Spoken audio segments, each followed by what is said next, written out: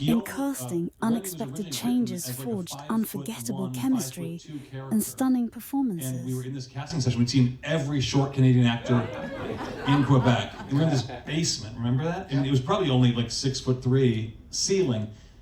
COVID was ravaging through that room at the time. And in walks this giant of a man who's like touching the ceiling, like his head's touching the ceiling. We're like, well, this is wrong. Right. But before he even read the line, we knew, like, his energy, like he just embodied Remy so much.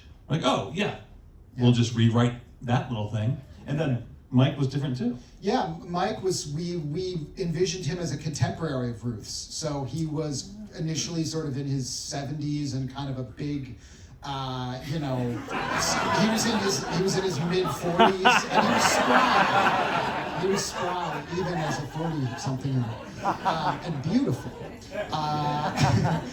We envisioned it as an older character, and it was kind of the same. We looked and we couldn't, and then people kept recommending Chris, and we were like, no, it's older. It's not Chris. We love Chris. It's not Chris. And then finally we were like, all right, we'll read Chris. And then like 1 minute in, we were like, oh, it's Chris. And the second he read with Margot on a chemistry read, that was crazy. I mean, it's like two people in different countries on like FaceTime or something, and like scripts that they'd never seen before and you guys had never met. And the vibe was instant. Like, it was just like, I remember we were watching the tape back in the director's office, and it's complicated, because Ed and I, there's two of us, and then there's the director, and then there's other people in the room, and you always want to make sure you're aligned, and that you're agreeing, and that you're not saying something that the other person might disagree with, which cause a problem. And I remember as we were watching, Ed just covertly texted me, and he said, I love Chris. And I wrote back, and I said, yes. And we were like standing next to each other, and then, and then it came together. It worked out. Yeah. Are there any, not to, choose a favorite episode or favorite day of filming, but are there any kind of particularly memorable days? The audience just saw the wonderful episode where Ruth is tearing through town with the maple tree, and it's an incredible sequence there. I really did drive that. 3 o'clock in the morning, too.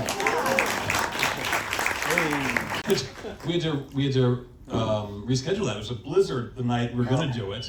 And so weeks later, we threw you in a truck and told you to drive down that small little street.